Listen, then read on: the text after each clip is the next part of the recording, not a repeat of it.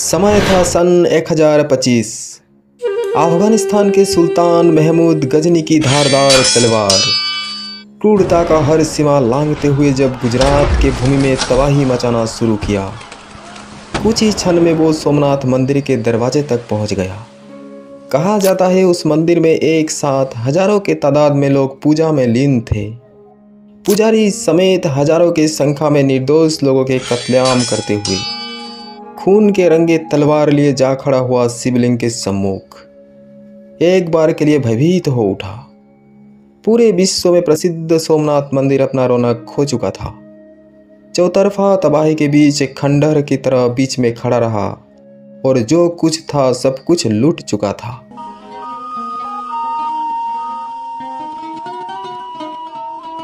गुजरात का सोमनाथ मंदिर पूरे विश्व में मशहूर है। इस मंदिर को देखने के लिए देश विदेश से लोग आते हैं और भगवान शिव के इस धाम की खूबसूरती का आनंद भी लेते हैं। समुद्र के किनारे बसा यह मंदिर बहुत ही खूबसूरत है। गुजरात के प्रभास पट्टन में स्थित सोमनाथ मंदिर को लेकर यह कहा जाता है कि यह मंदिर 12 ज्योतिर्लिंग में से पहला था। इस मंदिर का इतिहास भी खून से लिखा हुआ है और इससे जुड़ी कई कहानियां भी है। चलिए आज सोमनाथ मंदिर का खून से लिखा इतिहास का पन्ने पलटते हैं। ये समय था 1025। भीमदेव प्रथम गुजरात के महाराजा थे और अफगानिस्तान के गजनी के सुल्तान महमूद गजनबी ने सोमनाथ गुजरात पर आक्रमण किया।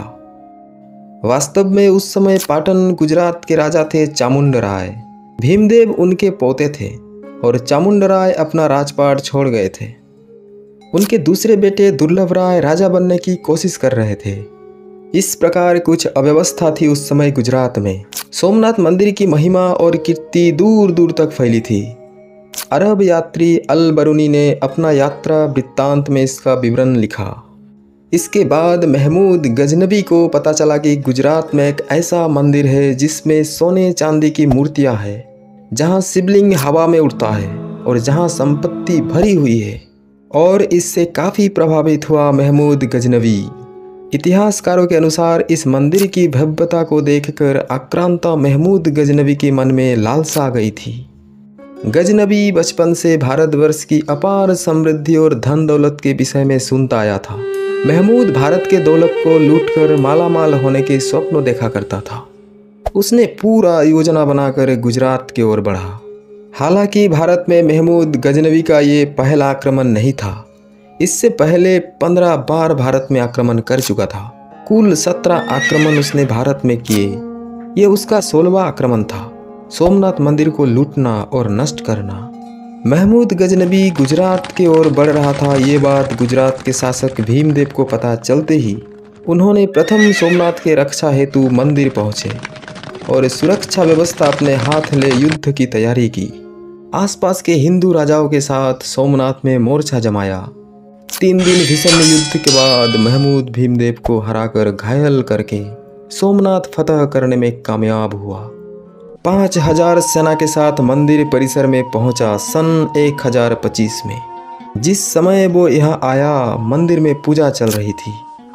दावा किया जाता है कि उस दौरान कुछ 50,000 लोग इस मंदिर के अंदर हाथ जोड़कर खड़े रहे और पूजा अर्चना कर रहे थे। सभी पर सेना ने आक्रमण कर दिया। माना जाता है कि सोमनाथ के मंदिर के अंदर जो शिवलिंग है उसके अंदर भगवान कृष्ण की स्वयं तक मणि छुपाई गई थी। माना जाता है कि उस मणि को जो भी चीज छूती है वो सोना बन जाती है। कहा जाता है कि उस मणि के अंदर ही ऐसी ताकत थी जिसके कारण वो शिवलिंग हवा में तैरता रहता था।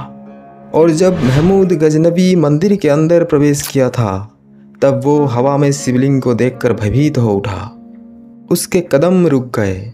उसने अपने सैनिकों को कहा कि वो शिवलिंग को तोड़ दो। कुछ का मानना है कि शिवलिंग के ऊपर और नीचे कुछ ऐसे पत्थर लगे हुए थे जिससे एक मैग्नेटिक फील्ड बनती थी, जिसके कारण ही शिवलिंग हवा में उड़ता था। पर महमूद गजनबी के सैनिकों ने पत्थरों को खंडित कर दिया। मंदिर से 200 मन सोना लूट लिया। कई अन्य मूल्यवान वस्तुएं जैसे कि मूर्तियां, लाल चंदन से बना मंदिर का मुख्य दरवाजा और अन्य कलाकृतियां भी लूट ली। और इससे भी मन न भरा तो मंदिर को आग के हवाले कर दिया। सोमनाथ मंदिर का विनाश भारतीय संस्कृति और विरासत के लिए एक बड़ा झटका था। सोमनाथ मंदिर पर इतिहास में कई बार आक्रमण हुआ है। इसका निर्माण कई बार हो चुका है और समय समय पर यह आक्रमणों का शिकार हुआ है। महमूद के मंदिर तोड़ने और लूटने के बाद गुजरात के राजा भीमदेव और मालवा के राजा भोज ने इसका पुनर्निर्माण करवाया। 1093 में सिंहराज जयसिंह ने भी मंदिर निर्माण में सहयोग दिया। सन 1297 में जब दिल्ली सल्तनत के सुल्तान अलाउद्दीन खिलजी के सेनापति नुसरत खान ने गुजरात पर हमला किया तो उसने सोमनाथ मंदिर को दोबारा तोड़ दिया और सारी धन संपदा लूट कर ले गया। मंदिर को फिर से हिंदू राजाओं ने बनवाया। बाद में मुस्लिम क्रूर बादशाह औरंगजेब के काल में सोमनाथ मंदिर को दोबारा तोड़ा गया। पहली बार 1665 ईस्वी में और दूसरी बार 1706 ईस्वी में। 1665 में मंदिर तोड़वाने के बाद जब औरंगजेब ने देखा कि हिंदू उस स्थान पर अभी भी पूजा अर्चना करने आते हैं तो उसने वहां एक सैन्य टुकड़ी भेजकर कत्लेआम करवाया। इतिहास में इस मंदिर पर कई बार विदेशी आक्रमण हुए। इसे कई बार तोड़ा गया और बार बार इसका पुनर्निर्माण किया गया है। इस मंदिर का अंतिम बार पुनर्निर्माण आज़ादी के तुरंत बाद भारत के पहले गृह मंत्री सरदार वल्लभ भाई पटेल ने करवाया था। 1955 में भारत के पहले राष्ट्रपति डॉक्टर राजेंद्र प्रसाद ने इसे देश को समर्पित किया था। सोमनाथ मंदिर से जुड़ी कुछ अद्भुत बातें जो इसे बेहद खास बनाती है। इस मंदिर के दक्षिण दिशा में समुद्र के किनारे बेहद आकर्षक खंभे बने हुए हैं जिन्हें बाण स्तंभ कहा जाता है, जिसके ऊपर एक तीर रखकर प्रदर्शित किया गया है कि सोमनाथ मंदिर और दक्षिण ध्रुव के बीच में भूमि का कोई भी हिस्सा मौजूद नहीं है। प्राचीन भारतीय ज्ञान का ये अद्भुत साक्ष्य है। ऐसी मान्यता है कि श्री कृष्ण भालू का तीर्थ पर विश्राम कर रहे थे, तभी शिकारी ने उनके पैर के तालुए में पद चिन्ह को हिरण की आंख जानकर अनजाने में तीर मारा था। तब ही कृष्ण ने देह त्याग कर यहीं से वैकुंठ धाम गमन किया। इस स्थान पर बड़ा ही सुंदर कृष्ण मंदिर बना हुआ है। धार्मिक महत्व पौराणिक अनुश्रुतियों के अनुसार सोम नाम चंद्र का है, जो दक्ष के दामाद थे।